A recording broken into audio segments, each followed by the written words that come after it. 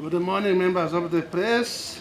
On June 5, 2024, Uganda will join the rest of the world to commemorate the International World Environment Day, which was declared in 1972 during the United Nations Conference on the Human Environment and Development.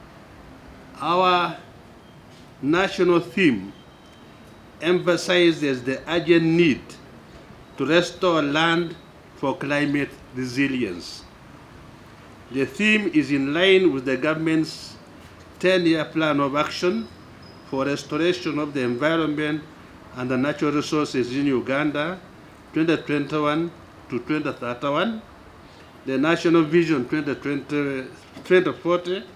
While addressing the media, the minister appealed to the residents settled near the wetlands, bank rivers to vacate to prevent the floods from continuously happening and destroying the people's lives.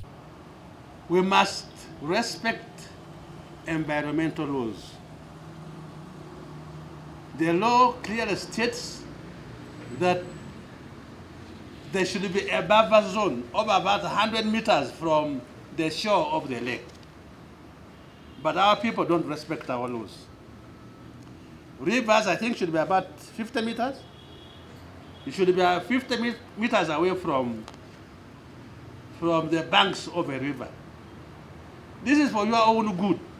And we expect people to ensure that wetlands are not encroached upon. One of the reasons why we are having these floods is because we have destroyed our wetlands. And you will all know that wetlands serve as storage.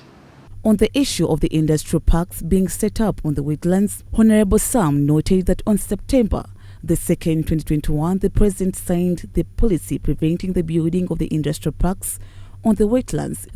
He has made that very clear. He has written to me. He has pronounced it to everybody. In fact, there was a time when we found somebody in Amamve, one of the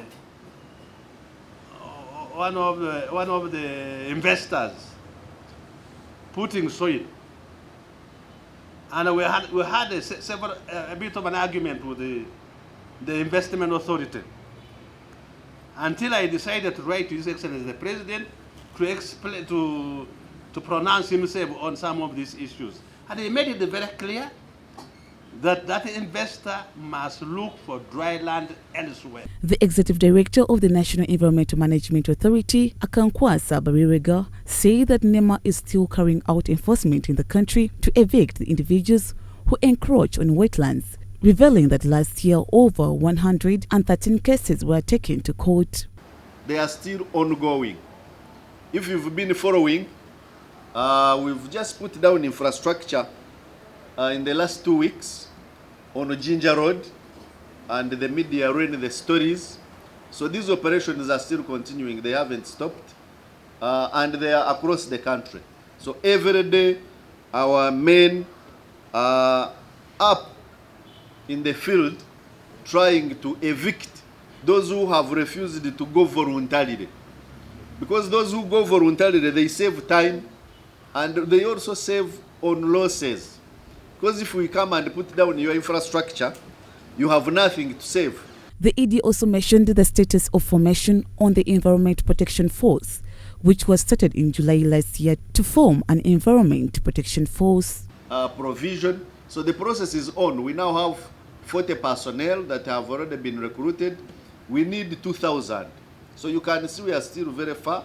And so we are currently relying on the support of Uganda Police Force and the Uganda People's Defense Forces for our operations. Uganda will commemorate the World Environment Day 2024 in Soronko district under the theme Land Restoration for Climate Resilience, where His Excellency the President will be the chief guest.